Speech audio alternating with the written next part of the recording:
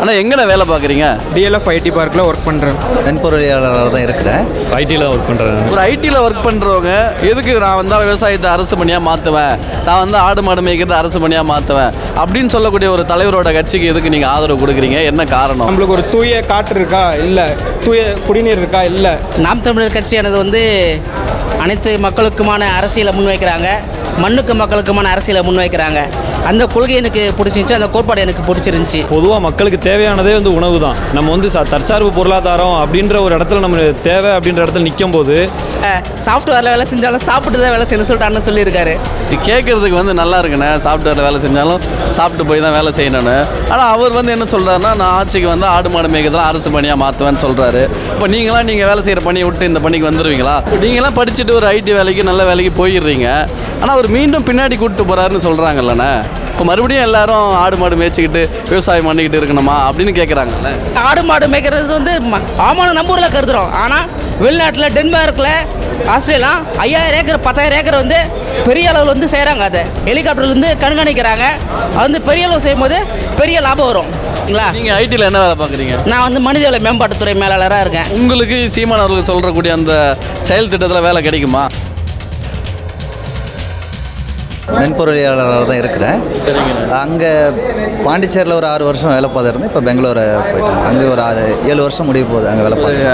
ID கம்பெனியில் வேலை செய்கிற ஒரு ஊழியராக தான். ஆமாம், ஊழியராக தான் இருக்கிறேன். நீங்கள் ஒரு நல்ல வேலையில் இருக்கீங்க, உங்களுக்கான தேவையை நீங்களே வந்து பூர்த்தி செஞ்சுப்பீங்க. அப்படி இருந்தால் ஒரு அரசியல் தளத்தில் பயணிக்கணும்னு வரீங்கல்ல, அப்படி வர்றதுக்கான ஒரு முக்கிய காரணம் ஒன்று சொல்லணும்னா என்ன சொல்லுவீங்க? ஒன்றுன்னா என்னங்க, அதாவது அரசியலுங்கிறது ரொம்ப அவசியம்.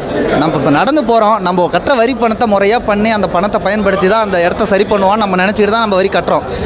நம்ம பார்த்து நியமனம் பண்ண அந்த அதிகாரிகளோ அரசியல்வாதிகளோ என்ன பண்ணுறாங்கன்னா, அந்த பணத்தை முறையாக பயன்படுத்தாமல் நம்ம அதுக்காக போராட வேண்டியதாக இருக்குது. அதை செய்யுங்க, மனு கொடுக்க வேண்டியதாக இருக்குது, அந்த மனுவை ஃபாலோ பண்ண வேண்டியதாக இருக்குது, அந்த மனுவை கண்டுக்காமல் தூக்கி போட்டுருவாங்க. இப்போ இதெல்லாம் வந்து நம்ம எல்லாருக்கிட்டையும் அந்த புரிதல் இருக்கும்போது 10 பேர் ஒருத்தன் கத்துறதை விட 10 பேர் சேர்ந்து கத்தினா அதுக்கு பலம் அதிகம் இல்லைங்களா? அப்போ அதிகாரம் கண்டிப்பாக அவசியம். அதிகாரம் சரியான ஆளுங்கள்ட்ட வரணும். அது சீமானண்ணன் கொண்டு போகிற அரசியல் களம் வந்து சரியானதில் இருக்குங்கிறதுனால இணைஞ்சு போகிறாங்க. நன்றி நன்றி நன்றிங்க. ஆனால் எங்கே வேலை பார்க்குறீங்க? நான் இங்கே சென்னையில் ஐடியில் தான் ஒர்க் பண்ணுறேன். ஐடியில் தான் ஒர்க் பண்ணுறீங்க. ஒரு ஐடியில் ஒர்க் பண்ணுறவங்க எதுக்கு நான் வந்தால் விவசாயத்தை அரசு பணியாக மாற்றுவேன், நான் வந்து ஆடு மாடு மேய்க்கிறத அரசு பணியாக மாற்றுவேன் அப்படின்னு சொல்லக்கூடிய ஒரு தலைவரோட கட்சிக்கு எதுக்கு நீங்கள் ஆதரவு கொடுக்குறீங்க? என்ன காரணம்?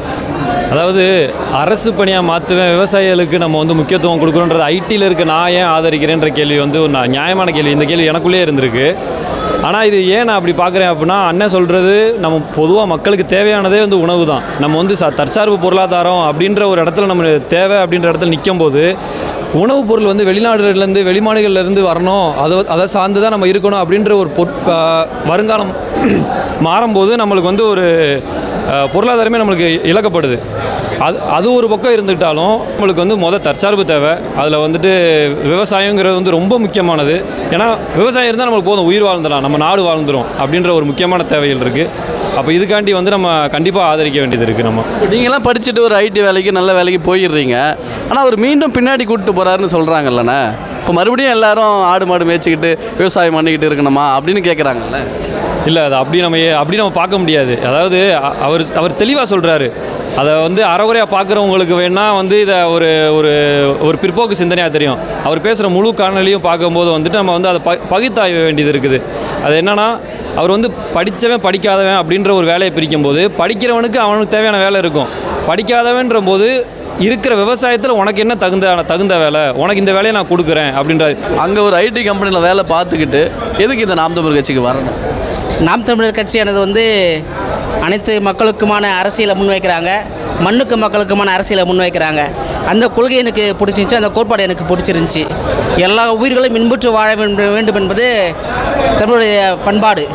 அதை வந்து செயலாக்கத்துக்கு கொண்டு வருது நம்முடைய நாம் தமிழர் கட்சி. சரிங்களா? அதனால தான் நம்ம சாஃப்ட்வேரில் வேலை செஞ்சாலும் சாப்பிட்டு தான் வேலை செய்யணும்னு சொல்லிட்டு அண்ணன் சொல்லியிருக்காரு.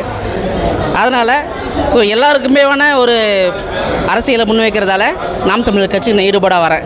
ஓ, இது கேட்குறதுக்கு வந்து நல்லா இருக்குண்ணே, சாஃப்ட்வேரில் வேலை செஞ்சாலும் சாப்பிட்டு போய் தான் வேலை செய்யணும்னு. ஆனால் அவர் வந்து என்ன சொல்கிறாருன்னா, நான் ஆட்சிக்கு வந்து ஆடு மாடு மேய்க்கிறதுலாம் அரசு பணியாக மாற்றுவேன்னு சொல்கிறாரு. இப்போ நீங்கள் வேலை செய்கிற பணியை விட்டு இந்த பணிக்கு வந்துடுவீங்களா? உங்களெலாம் இங்கே கூப்பிட்றாருல அப்படின்னு விமர்சனம் வைக்கிறாங்க. அது வந்து தவறாக புரிந்து கொள்ளப்படுகிறது. எப்படின்னா ஆடு மாடு மேய்க்கிறது எப்படி அரசு பண்ணினா, இப்போ ஒரு ஆடு மாடு மேய்க்கிறதுனா நம்ம என்னது ஒரு வீட்டில் வச்சு வளர்க்குறது இல்லை.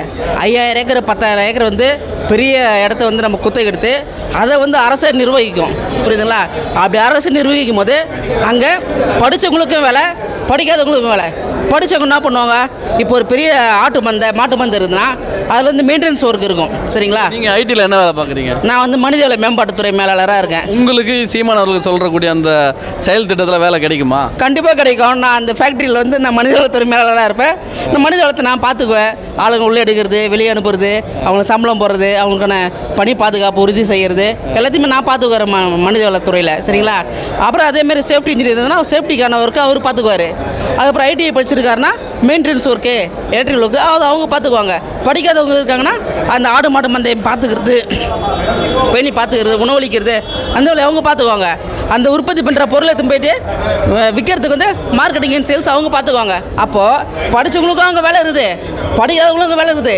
எல்லாருக்குமான ஒரு வேலைவாய்ப்பு வந்து அண்ணன் வந்து உறுதி செய்கிறார். அதுதான் வந்து ஆடு மாடு மேய்க்கிறது வந்து ஆமான நம்பூரில் கருதுகிறோம். ஆனால் வெளிநாட்டில் டென்மார்க்கில் ஆஸ்திரேலியா 5000 ஏக்கர் 10,000 ஏக்கர் வந்து பெரிய அளவில் வந்து செய்கிறாங்க. அதை ஹெலிகாப்டர்லேருந்து கண்காணிக்கிறாங்க.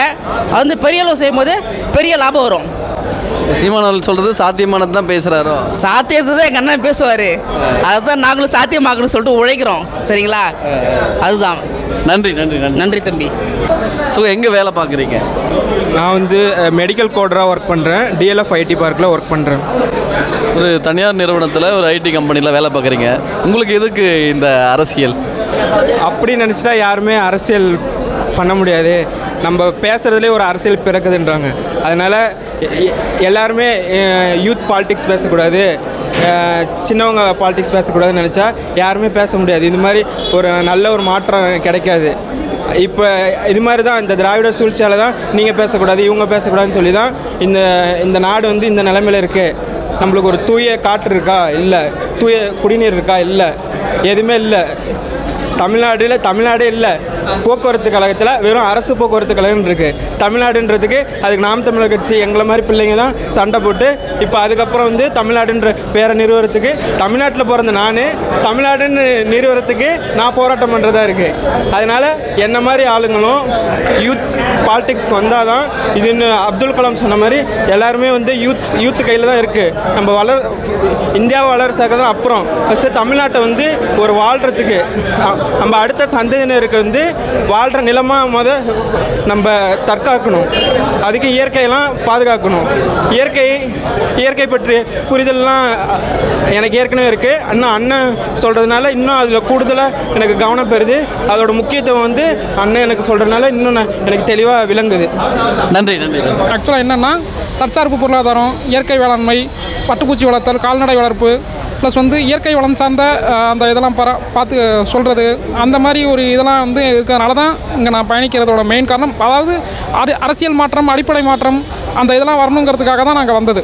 ஓகேங்களா? மாற்றம் ஏதாவது வேணுங்கிறதுக்காக தான் நான் வந்து இங்கே வந்தது. இப்போ மற்ற கட்சி ஏன் அந்த 50-60 வருஷம் ஆண்டுருக்காங்களா திராவிட ஆட்சி, அதில் வந்து அந்த மாதிரி மாற்றத்தெல்லாம் போனவங்க இன்னும் அப்படியே தான் இருக்காங்களே ஒழிய புதுசாக இன்னும் வரல. புது மாற்றம் என்னன்னா நம்ம விஜய் கட்சிக்கு போங்க. எதுக்கு இங்கே வரீங்க? புது மாற்றம் வரும்னா பிறப்புக்கும் எல்லா உயிருக்கும் போட்டுறது மட்டும் கொள்கை கிடையாது. ஸோ பிறப்புக்கும் எல்லா உயிருக்குனா எல்லா உயிருக்கு தகுந்த மாதிரி எங்கே பேசியிருக்காரு. ஸோ அவர் வந்து இன்னும் எக்ஸ்போஸ் பண்ணலை. என்ன அந்த இயற்கை வளம் சார்ந்து ஏதாவது பேசி போராட்டமோ இல்லை ஏதாவது பண்ணி பிறப்புக்கும் எல்லா உயிருக்குன்னு பேசினாங்கல்ல. கரூரில் 41 பேர் இறந்தாங்கல்ல. அப்போ அவங்களுக்கு உயிர் தானே அது. ஏன் விட்டுட்டு ஓடி போனாங்க? அதை மட்டும் எதுவுமே கேட்க மாட்டாங்கல்ல. ஸோ அந்த இதெல்லாம் வந்து நீங்கள் வந்து ஒரு கட்சி நடத்தணும்னா ஃபஸ்ட்டு நீங்கள் கொள்கையை வச்சு தான் நீங்கள் வரணுமே ஒழிய ஜஸ்ட்டு வந்து சும்மா அந்த திரை கவர்ச்சி இந்த இதை மட்டும் வச்சு நீங்கள் வந்து வரணும் அப்படின்னா கண்டிப்பாக வந்து நீங்கள் தற்காலிக வெற்றி பெறலாமா ஒழிய நிரந்தர தீர்வு அதுக்கு இருக்காது. ஸோ இங்கே வந்து எனக்கு வந்து தற்காலிகமாக நான் இன்றைக்கி தோற்றாலும் என்னைக்கால் என் புள்ள காலத்தில், என் பேர புள்ள காலத்தில் கண்டிப்பாக இது வந்து எனக்கு வந்து ஒரு நிரந்தர வெற்றியாக அமையுங்கிறதுனால தான் நான் பயணிச்சுட்டு இருக்கேன். நன்றி நன்றி. சிறப்பு. தேங்க்ஸ்.